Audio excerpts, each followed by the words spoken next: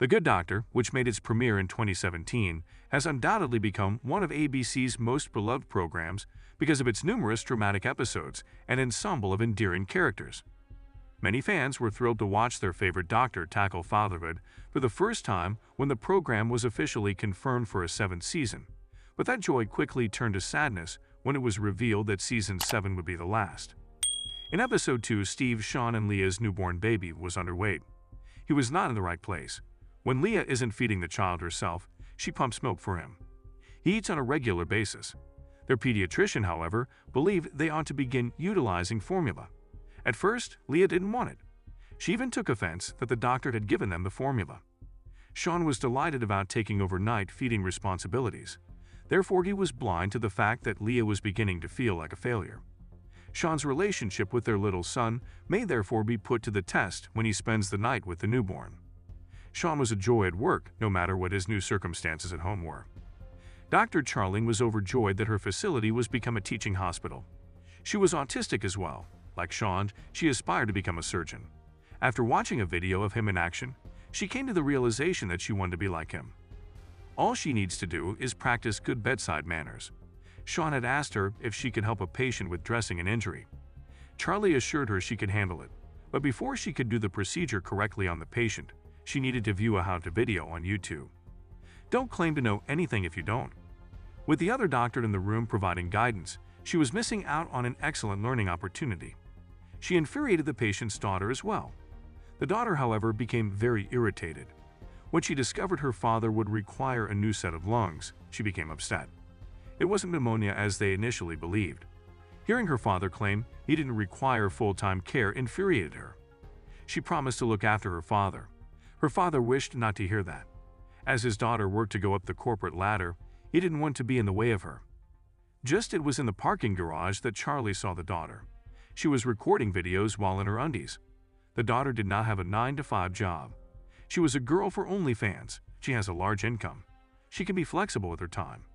She can continue to make films and assist her dad with ease. Charlie would not stop talking, no matter how hard she tried. Charlie inquired as to where she would work if her dad occupied her office once he moved in. That seemed like a strange inquiry to the parent. He also found Charlie's manner of saying it to be peculiar. Then Charlie joked that there were too many daddies. She thought of it because she had heard the daughter refer to her client as daddy, but the patient was now demanding explanations. What was it that Charlie kept hinting at? If the daughter can't find a way to stop talking, Charlie was going to spill the beans. It was determined by the attendees to rotate interns. Jared is going to take Dominic Eubank. Charlie would go with Asher. Dominic was apparently not a piece of cake either. The sight of blood caused him to swoon. Nothing changes even though he later stated he didn't eat breakfast that morning. The daughter did show up to tidy up for her father. He desired that she give up her job as a cam girl. Sean intervened since he was not speaking to her until she quit her job. It had been 3 weeks since Sean became a dad. Nothing in the world, he claimed, could prevent him from being involved in his son's life. The girl, the patient, was compassionate and nice. Her desire was to tend to her father. Her desire was to support him. She has the financial means to support him.